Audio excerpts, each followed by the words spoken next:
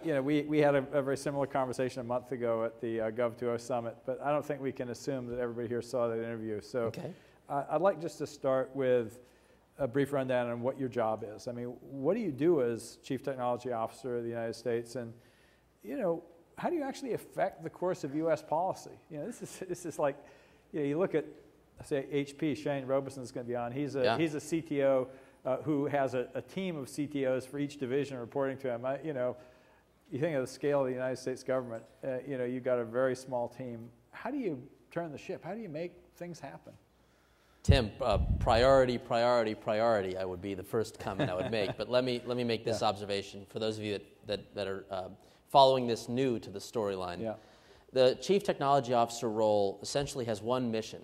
That is to harness the power and potential of technology and innovation to transform the nation's economy. Now that's a fairly broad So do you think the Bing statement. Twitter deal is going to do that? I was enjoying the conversation on the privacy side actually a little bit. But that's a broad goal, and it's affected by two policy levers. One is a traditional lever that's been around for about 3 decades, and the other is the new. The traditional lever is that I serve in the White House Office of Science and Technology Policy. My position is Senate confirmed, and it carries 3 basic authorities. One, we provide advice to the President on matters of science and technology, and my focus is obviously on informing him about how technology would inform a debate that is currently underway. The second is that we engage on interagency collaboration and coordination on technology issues. We have something called the National Science and Technology Council, and it has legal authority to bring the cabinet together on organized topic areas, whether it be in information security or research and development. Third, we actually engage in a set of financial or recommendation-like activities. We issue a joint letter to the through the Office of Management and Budget to all the federal agencies to give them guidance as they write their budget requests going into the next fiscal year on how technology and innovation can play a role. A copy of that letter was issued in August. That's the traditional. What was new was that the President had asked that this role, the Chief Technology Officer, serve as an assistant to the President. There are roughly 25 assistants to the President that gather every morning, and we go over the entire range of priorities that require collaboration So and they coordination. ask your opinion about Afghanistan? Well, funny you mentioned that. There's actually a technology and innovation play in Afghanistan, which is kind of in the spirit of Maker, which is the shirt you've got. We're teaching kids in Afghanistan to make their own Wi-Fi antennas. And there's a story of a community in Jalalabad where through the National Science Foundation and MIT, we've actually stood up a little FabFi, they call it, which is this Wi-Fi mesh network capability built by the Afghan people in a community where there's no running water and no electricity grid. Yet they have high-speed internet access. And MIT OpenCourseWare is enabled so they can actually take MIT learning materials in this community in a village in Afghanistan. I know that wasn't a facetious question, but your point really there is a that role. that you can find a science and technology angle on anything. That's right. Yeah. And I think this latter role, the reason why this is important is that too often, for those of you in this room in the technology sector, you might think you have an idea that would help address the nation's credit card woes or address our healthcare industry. And traditional policy levers are such that who would you call to share that idea with? Yeah. If you called the Department of Health, you may or may not get someone who understands exactly what it is you're describing, and you might get lost. If you'd called the Office of Science and Technology Policy, they may not have enough domain experience. So the President wanted to create that bridge on every major topic so that we can engage in a thoughtful way. And now we're going to get into, so you're that's kind a long of, you're kind of basically middleman trying to talk to the technology communities. I like to think of it as a translation engine where I can listen to the opportunity, listen to the challenges, and then find a benefit. And certainly having watched you in action, you know, I know there was a lot of debate when you were first appointed to the position that you weren't sort of a deep technologist, and I thought, well, boy, you know, it's a lot more important to be somebody who deeply understands how government works, because all of us come in with our crazy ideas, and it has to be translated into this really foreign world. And I watch you doing that very adeptly as I kind of throw ideas at you, and You say, well, okay, here are the levers that are actually available to make that idea happen. Yes. Yes. So President Obama recently made an announcement. The only way to get back to sustainable growth is through a renaissance of American innovation. So can you talk about this sort of administration innovation strategy, and also how this audience can help? For those of you that have not seen this, on September 21st, I had the honor and privilege of joining the president in Troy, New York. We chose to visit a community college setting where we had people of all ages trying to retool their skills for 21st century jobs, clean technology jobs, healthcare, IT jobs, and so forth. And the president unveiled a 3-part framework for how we wish to transform the nation's economy powered by innovation. They are as follows. 1, we are committed to investing in the building blocks of innovation. What that means for those of you who pay attention to this subject, America is at its best when we invest in basic research and development. We have a $150 billion R&D portfolio and a commitment to double the National Science Foundation, the National Institutes of Standards and Technology, and the Office of Science within the Department of Energy. These core basic science research assets are on a path to be doubled as called for by the America Competes Act. We're also committed to achieving worldwide leadership in the share of our adult population with college degrees. And to help achieve that goal, we've put $50 million a year into the budget to build out an online coursework capability for the nation's community college system, which we think is a great source of leverage, that community college structure. And third, we are committed to the intersection of the open internet with cybersecurity capabilities, as the president called for earlier in the year. This is one component, the building blocks of innovation. We also want to promote competitive markets that spur productive entrepreneurship, high growth entrepreneurship. Those of you in this room, what can we do in Washington to remove barriers, establish open standards, and to create an investment climate that would actually promote innovation, entrepreneurship more specifically? We want to see an army of entrepreneurs building apps that will reduce our healthcare costs, improve quality, reduce our energy consumption. Tell me to do my laundry at 6, not 4, because it'll reduce its effect on the demand.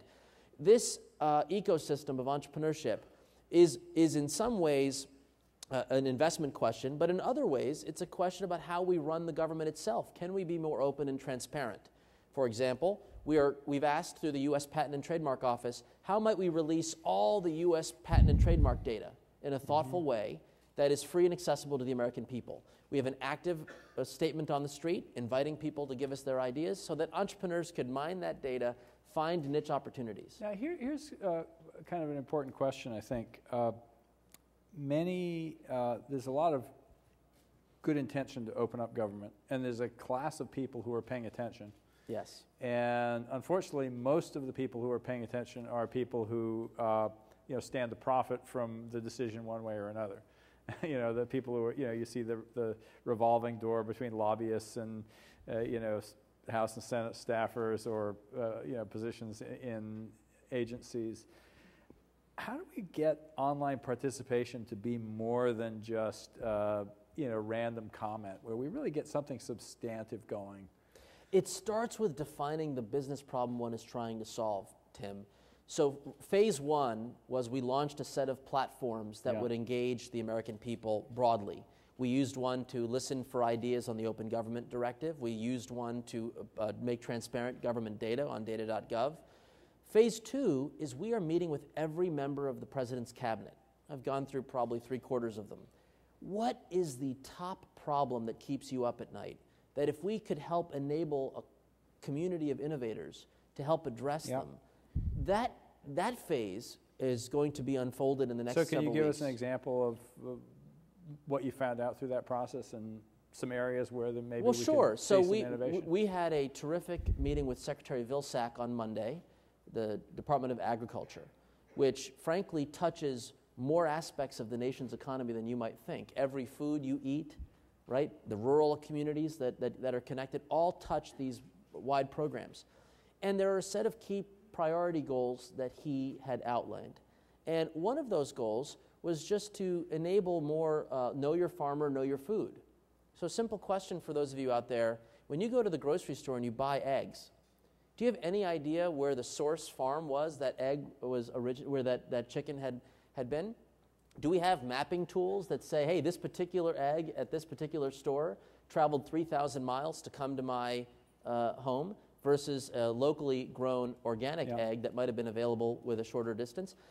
Making transparent some of these questions all of a sudden opened up a wide range of conversations. It also got into nutrition services. You know, I unfortunately drink some of these premium products for coffee that are bad for my health. And until I downloaded an app that had me track what the sugar intake was on those products, did I start to curtail them? What if we opened up all of our nutrition data from the food pyramid? So you get an example, Tim.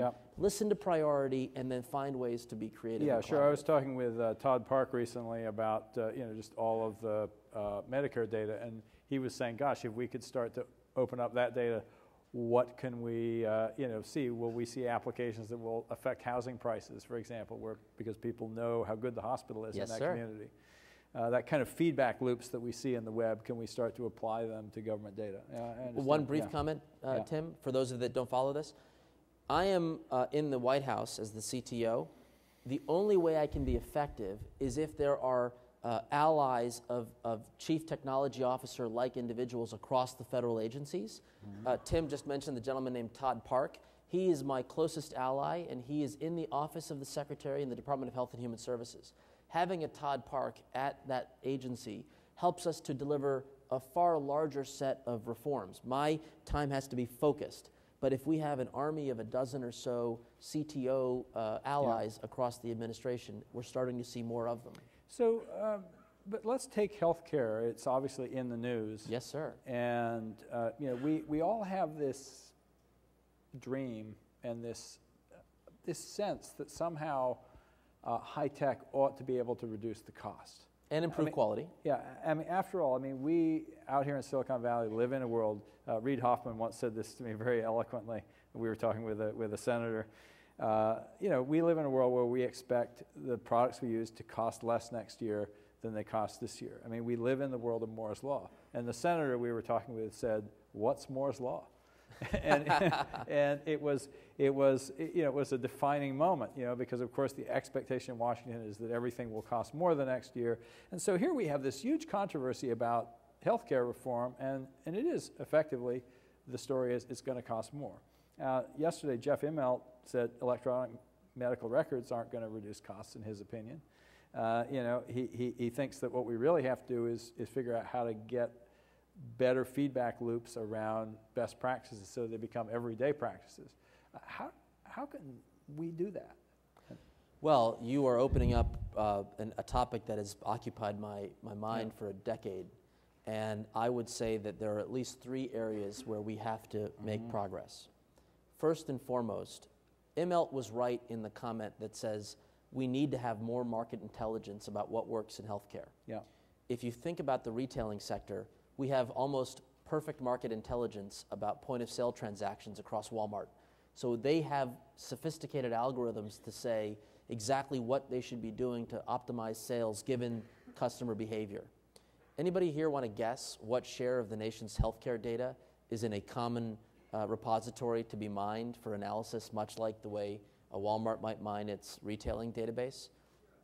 Thank you for the person who said 0 in the audience. It's not that bad, but because we are in a highly fragmented market, the NIH, as an example, in cancer, where you'd think it'd be kind of important for us to have a market of individuals voluntarily sharing their information to learn what works and what doesn't work. Can you imagine?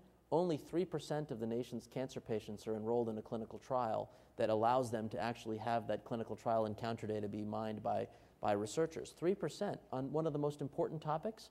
So category 1, Tim, is finding ways in which we can marry the research and development and the comparative effectiveness work. To translate this to policy folks, we have a $1.1 billion package in the economic stimulus that actually creates investments to help us understand what works and what doesn't in healthcare. A good portion of that will be dedicated towards data infrastructure. We haven't released the procurement rules or the rules about how that will be spent, but I can assure you It will have a strong component on data infrastructure with absolute commitment to privacy and voluntary participation in certain aspects. The second question is, how might we achieve, I liked your language about Moore's Law in the actually cost of producing what we do. How might we enable more product innovation into the healthcare space? So we're in the midst of a debate right now about how we set standards and certification rules through regulation for products that wish to help doctors and hospitals achieve what we're calling in Washington meaningful use. That is, they can use technology to achieve a broader objective, improve quality, lower costs, improve customer satisfaction. We will issue these rules in December, but we need your voice. On October 29th, the Department of Health and Human Services, through a committee we have set up called the Health IT Standards Committee, is conducting a one-day workshop on adoption experience. Those of you in the room who understand healthcare information technology or have experiences in adopting data standards, we need your input. We're going to have a one-day workshop in Washington. We're going to webcast it, but then we're going to have a 2-week online forum, a structured dialogue with blog posts and chances for you all to provide feedback. We need your ideas to make sure that the standards we are engaging on can be adopted more quickly and can enable the kind of innovation that you would describe. And let me do my third piece. The third piece is some of this stuff is low-hanging fruit, Tim. We spend 17 pennies on every dollar in healthcare on billing. Billing. Literally, I show up in the doctor's office. The doctor may or may not know that I'm an Anthem customer with insurance. They try to verify it, but they may or may not be successful. They send in the bill. The insurance company says, no, this person isn't on our insurance. And it goes back and forth and back and forth. 17 cents on every dollar for this? Ludicrous. We need your entrepreneurial spirit to find ways to bring down that cost, and that's that third lever. Where is the opportunity for entrepreneurs to tackle these problems? I mean, it seems to me that the incentives are not well aligned. You know, fact is, hospitals and doctors are incentivized to use more care.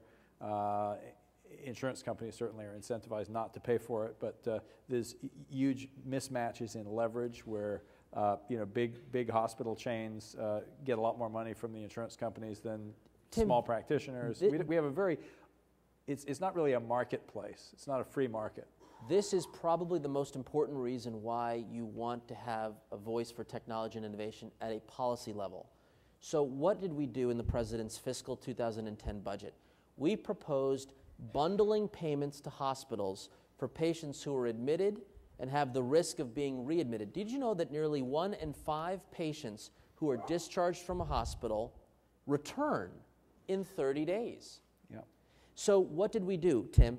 By changing the incentive payments, by bundling payments to hospitals to cover not just the procedure, but then the after-procedure post-acute services, we've just created a marketplace for remote monitoring services. So now, for the first time, Tim, I'm assuming entrepreneurs, if you're following this policy change, and we've got to get it through the Congress, if this happens, you should be knocking on the door of every hospital and say, look, we can provision this iPhone app, for crying out loud, that allows me to check blood pressure, maybe a few other pieces of basic vital signs, weight, and now that service can help people stay healthy, and if there's a change in their status, we can intervene earlier before they readmit. I think you bring up a really important point. Because the government is such a large part of our economy, I do think that in healthcare we have a particular role. Yeah, I think entrepreneurs are missing a lot of opportunity because we're not paying enough attention to, for example, legislation that gets passed. I mean, there's a whole Washington business community that reads a bill and says, okay, this bill is going to mean that, 12 months from now, there's going to be these regulations put out by these agencies and these RFPs put out, and we're going to be lining up so that we go out there, or we're going to shape that. So engagement certainly is part of it. But I have to be accountable for that too, Tim. I need to be able to make sure that I understand the community's voice so that I can help ensure that that is addressed at the top level. I need to keep moving here, and we actually had asked Twitter users to suggest questions for our speakers, and Jane Lindner, who I hope is in the audience, Hi, Jane. Came up with a number of really good ones, and the one that we've kind of covered, the one that we'd picked out, but one I liked, she said, have any emerging tech groups answered your call for game-changing ideas that we can initiate now You know, is there anything that's come out of? Absolutely. Yeah. So let me share. Thank you for the question, Jane. So let me give you an example. In the spring, when H1N1 hit our country, we had a modest capability of gathering real-time market intelligence about what's happening in communities. We have federally funded programs to capture data from hospitals and health departments and so forth, and it had some traditional methodologies in that you had to load software and you had to do all these. When we engaged on this question that Jane asked, game-changing ideas, one coalition of Web 2.0 capabilities, university, foundation support, entrepreneurial kind of grassroots effort called Distribute, said, look, we don't want to solve world hunger. We just want to make it as frictionless as possible for a local health department to upload summary count data on flu-like illness presentations in their community. And with very little investment, with very little law changes or any other thing, this concept, in August, the President's Council of Advisors for Science and Technology made a formal recommendation that we engage this sort of game-changing idea to affect this fall. And quietly, doesn't get a lot of news, we now have... I tweeted it the other day after you sent me some email about it. Well, thank you. My point was, so we've launched this initiative. It's slowly growing. Right now, population centers representing roughly 30% of the nation's population are online contributing. We have signed agreements with another set of stakeholders that account for 50% of the nation's population, and we're on track to continue this very lightweight tool to upload summary counts on flu-like illness. This is an example of simple ideas you can execute, needs to add value, and there are many, many more that we have been. Now, the dilemma for me in action is some of these Web 2.0 capabilities are no cost, which means we can execute fast without a lot of procurement rules and challenges. We have a legal framework that would allow us to do so. Where we have to invest dollars, the 90-day framework starts to fall down. You got to run an RFP, you got to have a process. Yeah. One Silicon Valley person who went to work in Washington, who shall remain nameless, described working in Washington as running a marathon blindfolded, wearing sandbags. I take an uplifting view, Tim. We're going to make change happen. The president is committed. We're delivering. Look, we're going to have some short, medium, and long-term approaches to these challenges. But we are demonstrating progress along the way, and I hope we can get into some more of these I was examples. just talking about just the procurement rules and so on. I know. Stuff, it's hard. Hey, listen, I want to ask one more question, and then if people have questions, get up, line up at the audience. Back in April, Paul Graham, who I introduced you to, suggested the U.S. provide a special class of visa for entrepreneurs and founders of startups. And then Colorado venture capitalist Brad Feld picked this up, and there's now this startup visa movement. The idea is we ought to allocate 10,000 visas a year for entrepreneurs who are going to come to the U.S. and start companies. What do you think about that? The president of MIT wrote an extremely thoughtful op-ed yesterday. I think it was in the Wall Street Journal, but I can't remember exactly, and would encourage folks to read it. Look, the president has been absolutely clear. We have to fix the nation's immigration system. I know it on a personal level, the frustrations that I hear from family members and friends who desperately want to bring innovations in this country, create jobs in this country, and have more hassles than they know what to do with to get there. Yeah. So 2 quick answers. One, we did launch in 90 days under the leadership of Secretary Napolitano and the Department of Homeland Security a much more streamlined and transparent process to go through the visa process as it is today. We've created all these capabilities where now we can text message you if you've moved from phase 1 to phase 2 in the application process. Yep. Doesn't solve the problem, but it creates greater customer service. But the president has said we need to tackle this issue in a comprehensive manner. Right. We cannot just peel off pieces and parts because we've got to solve the totality. And he's met with members of Congress. There's a team working on this issue. It is top of mind. We are very much aware of this. And even in a simple way, we did streamline some of the bureaucracy of bringing in visas for guests coming in for scientific lectures and just get them to be streamlined. So no, I share the frustration that we've not tackled this problem, but we are committed to doing so in a comprehensive manner. So when you have the comprehensive solution, we'll hope it will include some startup visa provisions. Thank you for the input. So do we have anybody there for questions? I can't quite see out there. There's but, one gentleman standing up, coming here to the left. Okay, well, he's still coming up, so let me ask you another one while we're waiting here. Yeah? And yesterday, Jeff Immelt said he gave some advice to Obama on alternative energy, and it was this form. He says, this is an industry the U.S. should be a leader in. Let's go. You know? And I could say that for a number of industries, Tim. And Carly Fiorina yesterday said, one of her complaints about the stimulus was too much money for construction and nothing for new industries like biotech. Are we moving fast enough and big enough? Let me correct the record. We have put $100 billion out of the $787 billion towards innovation. Yeah. Okay. And so we put some bricks and mortar. I was with Secretary Gary Locke in Pennsylvania, just to give you an example. We put 6 or 7, I forget the exact number, $7 million into incubator space adjacent to Lehigh University to help support entrepreneurs, startups with basically access to services and space to get their businesses off the ground. Yeah. Now, would you track that as a construction project? Well, technically, that's what it is, but it was geared towards opening up capacity for innovation. So Carly's wrong.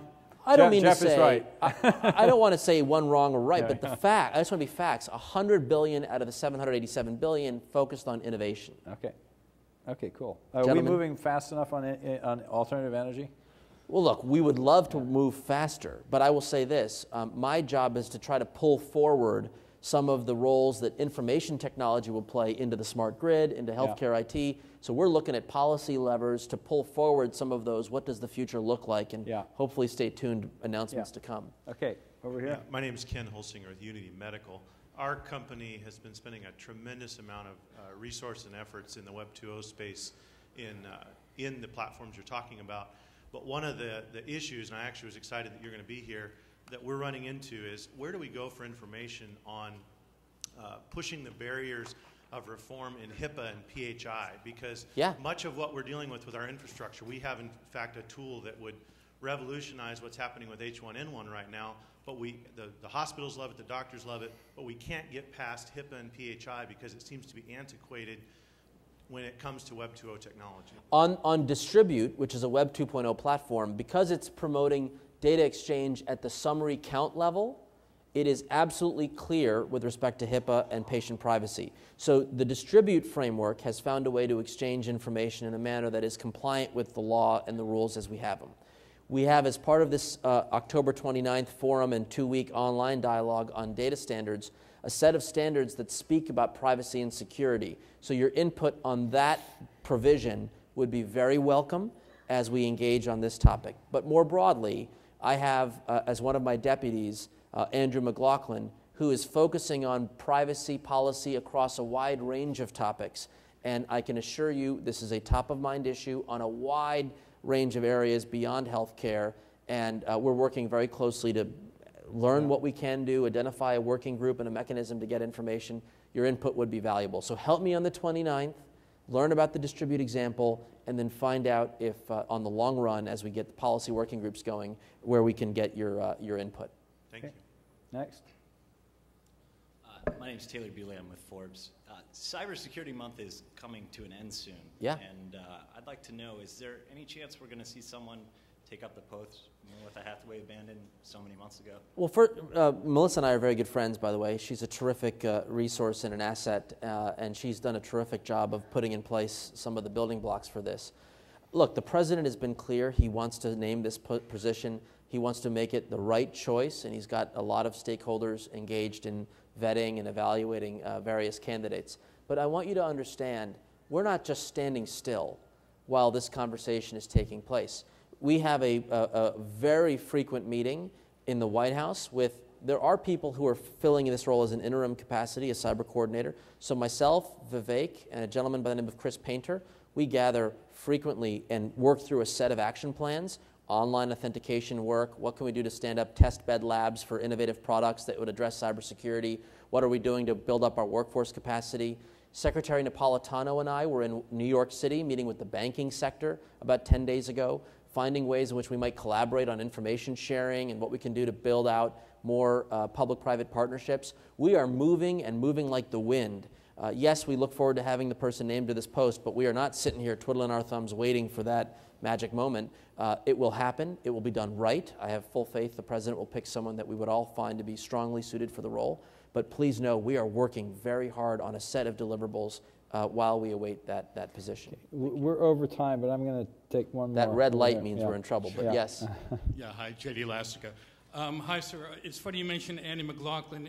Andy spoke at the Web 2.0 Expo this past spring, and it was a fascinating presentation because he was basically out laying out all the kind of brain-dead, blockheaded federal regulations that prevent Web 2.0 from basically from government 2.0 from happening, right? Yes. And I'm seeing that firsthand. So I'm dealing with United We Serve, and they're saying, I understand. they got all these people who are sort of really bright-eyed and energetic, and they're coming to Washington and trying to affect change and running up against these barriers.